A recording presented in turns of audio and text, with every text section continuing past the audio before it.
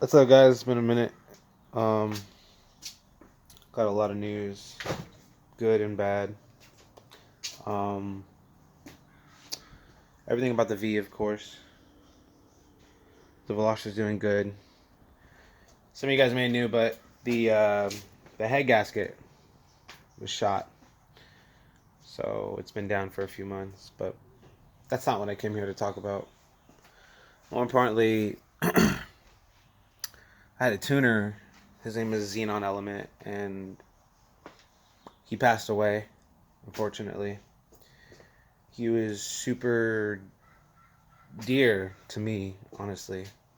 As fucking weird as that sounds, me and him are like this, and it just hurts my heart to know that somebody that helped me build this and get where I'm at today is no longer here. His name was Brian. He went by the name of Xenon Element. He's on IG. He has multiple parts that he's put out that are just unique and just precision. There's no mistake about anything that he's made, and he's such a perfectionist. So I just want to dedicate this video to him and everything he's done to get me to where I'm at today. I mean, I know you guys watch some of my street races. I used to suck when I first started because I wasn't tuned. I did what I could to push whatever I could out of a stock tune, but I mean, it's a stock tune. You can't do shit. But he looked at me and he saw potential, and he worked with me, and I've been smoking everything that I've been posting. And he was stoked. That shit was tight. We would be like, bro, we just beat an RS, a car that was, twice the amount of what my car cost. Smoking STs left and right.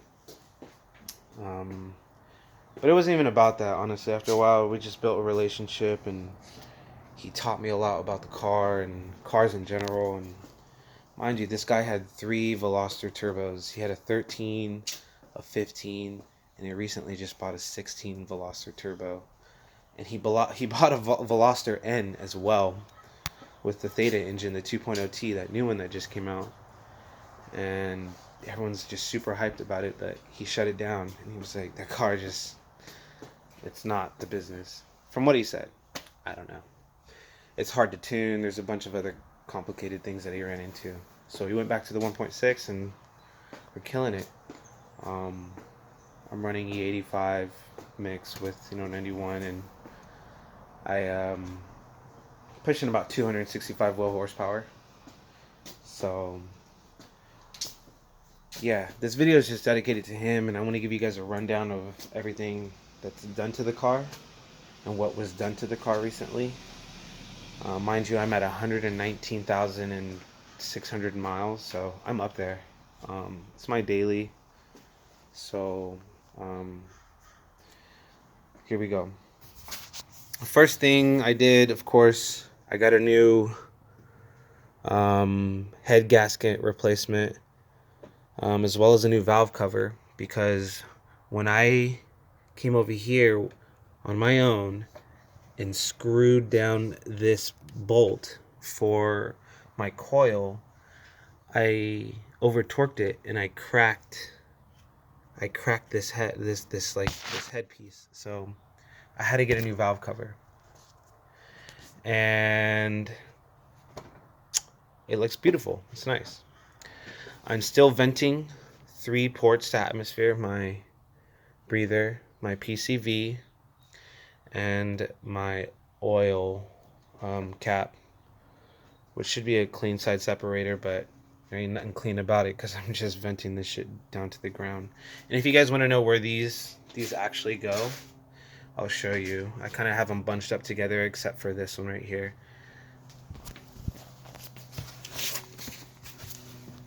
So this one right here, if you can see, there's a hole here. That's my vented oil cap. And if you look here, I gotta kind of come down and clean it up since I got my repair done recently. But I have my breather and my PCV riding along the hot pipe, which isn't good because this is hot oil rubbing up against, well, not hot oil, but the lines are hot when I'm in boost and releases and whatnot against the hot pipe. Rest in peace, X. He actually gifted me this rare hot pipe.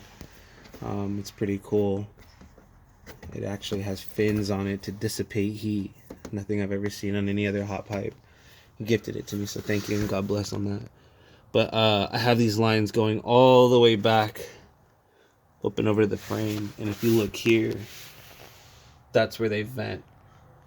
So they pass me in the front, person in the front seat driving, and then I have my 3-inch straight pipe going all the way back, and then it comes out to the left over here, so right before the tire. So there's no smell whatsoever. So that's what's vented, and that's where that shit goes. If you guys ever wonder. I had a 3.5-inch beast mode intake, and I replaced it with a 6th Element 3.5-inch intake. It deals with heat, I think, a lot better. It's wrinkle black. My only concern, or not concern, my only, I guess, downfall to this would be I have a Vortec intake here, and it's cool. It's dry. There's the one it came with because I got it used, and it's dirty as fuck, and I don't want to clean that shit. But this is the one I was using. This one's dirty too. I mean, I can clean it. I have this shit for it right here. But I need to figure out how I can fit it on here. This didn't fit all the way around the pipe, so, and a bigger filter is clearly better. Plus it has some metal mesh in there. This is just a fucking beast. $85 intake. I mean, filter, by the way. As opposed to this, $30, $40 filter. I'm not saying it's not doing its job, but a bigger filter is better. Yeah, I don't, like I said, I don't plug this back up. This is just, I could cap this, but I couldn't find a cap, so it's just there. The ORCP by Xenon Element, that's on there. The 60mm throttle body, the Elantra throttle body. I have the 3TBS throttle body spacer, and I have the Mac valve from of course X. I can't get down there, unfortunately. And then I have the Pierberg wastegate solenoid down there. I can't get down there either. I have my strut bar, of course. I'm using AmSoil HD coolant with super cool water wetter. I just tried new oil. Oil looks good. This has only about 200 miles on it, so it's nothing crazy. But I just started using Amazon Basic 0820 just to see if my temperatures, drop or if there's any significant change.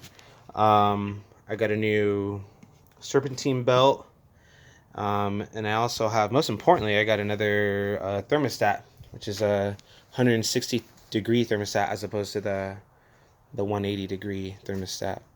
So I have a bit of the XWEC. This piece here to help with regulation. Unfortunately, the one piece that is